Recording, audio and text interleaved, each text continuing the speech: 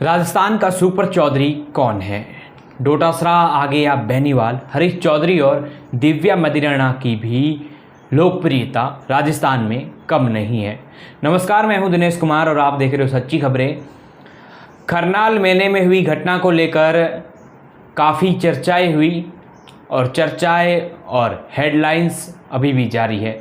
राजस्थान की राजनीति में जाट नेताओं का प्रभाव महत्वपूर्ण है। गोविंद सिंह डोटासरा और हनुमान बेनीवाल ने अपनी सियासी ताकत का प्रदर्शन किया।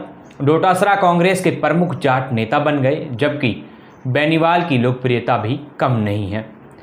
करनाल मेले में जो घटना हुई, नागौर में होने वाले हर वर्ष के भांति इस वर्ष भी करनाल में तेजा दशमी के दिन जोरदार मेले का आयोजन हुआ। उसमें कई अलग अलग राष्ट्रीय पार्टियों के नेता पहुंचे और उस मेले में एक घटना होती है, माइक वहां से फेंक दिया जाता है और अफरा तफरी का माहौल हो जाता है और किसी तरह से उस माहौल को काबू किया जाता है। इस खबर को लेकर काफ़ी लोगों ने अलग अलग अटकलें लगाई कि ऐसी घटना आखिर क्यों हुई। उसके बाद अब खबर ये है कि राजस्थान में सुपर चौधरी कौन है। आज हम इसी बारे में बात करने वाले हैं और 2 बार लाइव आकर भी हमने कोशिश की, पर वो लाइव जो है सही नहीं हो पाया। कहीं आवाज़ की मिस्टेक तो कहीं नेटवर्क का प्रॉब्लम हो गया। तो आज हम बात करने वाले हैं जाट नेताओं के बारे में। चलिए शुरू करते हैं। डोटासरा कांग्रेस के प्रमुख जाट नेता बन गए, जबकि हनुमान बेनीवाल की भी राजस्थान में लोकप्रियता कम नहीं है। दोनों नेताओं के बीच कड़ी टक्कर जारी है। राजस्थान सूबे का भले ही जाट नेता अब तक मुख्यमंत्री ना बना हो, लेकिन यहाँ की सियासत को इस कौम के लोगों ने पूरी तरह प्रभावित किया है। ऐसे में इस बिरादरी का बड़ा नेता कौन है, इस सवाल का जवाब हमेशा खोजा जाता रहा है। जाहिर सी बात है कि आज भी सियासत के मैदान में प्रमुख पहलवान के दाव पेच खेले जा रहे हैं। तेजा दशमी के मौके पर शुक्रवार को कांग्रेस के प्रदेशाध्यक्ष गोविंद सिंह डोटासरा और नागौर सांसद और युवा जाटों के आइकॉन हनुमान बेनीवाल ने अपनी सियासत का प्रदर्शन किया। डोटासरा की सियासत पारी को देख हर किसी राजनेता को ईर्ष्या हुई। दरअसल गोविंद सिंह डोटासरा का पिछले वर्ष से हौसला आसमान पर चढ़ा है। सीकर की लक्ष्मणगढ़ विधानसभा सीट से लगातार 4 बार जीतकर वे राजनीति के अजय योद्धा बने हुए हैं। उनकी सियासी पारी को देखकर हर किसी राजनेता को ईर्ष्या हो सकती है। 2005 से लक्ष्मणगढ़ पंचायत समिति के प्रधान के रूप में सियासत की अपनी पारी का आगाज करने वाले गोविंद सिंह डोटासरा पिछले 20 वर्षों में प्रदेश के प्रमुख जाट नेता बने हुए हैं। विधानसभा के अंदर और बाहर अपनी परफॉर्मेंस के दम पर उन्होंने प्रदेश भर में लाखों समर्थक बनाए, जो आज भी कायम है। नाथी का बाड़ा मुद्दा उछाला, लेकिन सियासत का रंग बदला और बन गए फूफाजी। सीढ़ी दर सीढ़ी सफलता की सोपन चढ़ने वाले कृपाराम की ढाणी युवा नेता राजस्थान प्रदेश कांग्रेस के चीफ बन गए। यही नहीं, इनके कार्यकाल में हुए विधानसभा और लोकसभा चुनाव में कांग्रेस ने उम्मीद से बढ़कर सफलता प्राप्त की। हालांकि यह दिग्गर की बात है कि विधानसभा चुनाव में कांग्रेस फिर नहीं लौटी, लेकिन लोकसभा के चुनाव में उन्हें अपने नेतृत्व का लोहा मना दिया।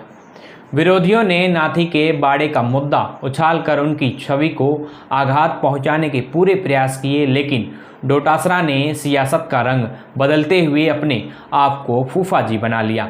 सीकर में दिग्गज नेताओं को साइडलाइन कर अपनी बड़ी हैसियत बनाने के बाद अब वे कांग्रेस में प्रदेश के जाट नेताओं में भी बड़े चौधरी बन गए हैं। इससे इनकार नहीं किया जा सकता।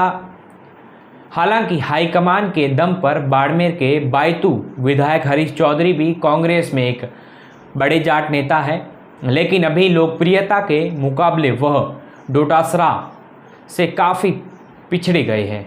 राजस्थान के बड़े चौधरी का खिताब डोटासरा को मिले, इससे पहले उन्हें नागौर सांसद हनुमान बेनीवाल से भी कड़ी टक्कर लेनी पड़ रही है। हनुमान बेनीवाल की लोकप्रियता भी किसी मायने में कम नहीं है।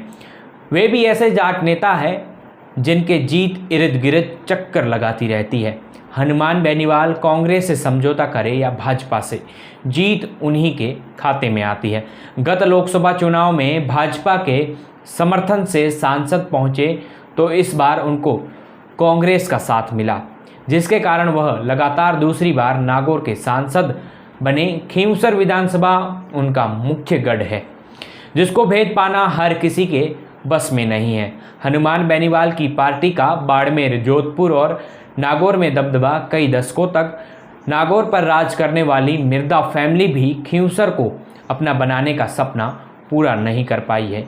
हनुमान बेनीवाल की आक्रामक राजनीति से जाट युवाओं मतदाताओं का उन्हें बेहिसाब समर्थन हासिल किया। प्रदेश में कैसे भी आंदोलन हो, बेनीवाल वहां पहुंचकर न्याय की लड़ाई शुरू करते हैं। ऐसे में वह व्यक्तिगत रूप से लोकप्रियता भी हासिल करते हैं। हालांकि उनकी पार्टी आरएलपी का बाड़मेर, जोधपुर और नागौर में तो दबदबा है ही, परंतु पूरे प्रदेश में उनके छा जाने का मंसूबा अभी कारगर नहीं हो सका है।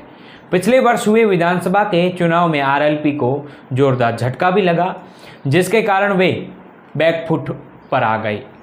इसके बावजूद अपने बयानों और सक्रियता के दम पर वह राजस्थान के बड़े चौधरी बनने की जंग में जुटे हुए हैं। उनका मुकाबला डोटासरा से सीधा है। ऐसे में गाहे बगाहे दोनों नेता एक दूसरे पर शब्दों के तीखे बाण भी चलाते रहते हैं। महिला जाट लीडर भी दिव्या मदेरणा कतार में हैं। प्रदेश में एक समय सुमित्रा सिंह और श्रीमती कमला ताकतवर महिला जाट लीडर हुआ करती थी, जिन्होंने अपने वजूद का डंका बजाया था। लेकिन इन वर्षों में किसी महिला जाट नेता ने अपना वर्चस्व कायम नहीं किया है। परंतु अब हाईकमान की कृपा से ओसिया की पूर्व विधायक दिव्या मदेरणा दिल्ली की नेता बन गई है। ऐसे में वो अपना सियासी सफ़र तेज करेगी। यह अलग बात है कि बड़े घर की बेटी होने के बावजूद सियासत के पटल पर मजबूत उपस्थिति देने के लिए उन्हें काफ़ी जद्दोजहद करनी पड़ेगी। 36 पूनिया उभरे, लेकिन उधर भाजपा में जाट जाति से उभरने वाले नेता सतीश पूनिया एक बार फिर नेपथ्या में चले गए हैं। पूनिया को लेकर सियासी गलियारों में यह चर्चा होती रही है कि वो बड़े नेता के रूप में उभरेंगे, लेकिन पार्टी की अंदरूनी राजनीति ने उनको साइडलाइन कर दिया है। भाजपा को इस बिरादरी को अपने साथ बनाए रखने के लिए केंद्र में एक मंत्री का पद देना और उपराष्ट्रपति पद को इसी जाति के नेता से सुशोभित करना मजबूरी रही है। कुल मिलाकर राजस्थान का सुपर चौधरी कौन है, इसकी जंग अगले समय निरंतर राजस्थान की जनता को देखने को मिलती रहेगी।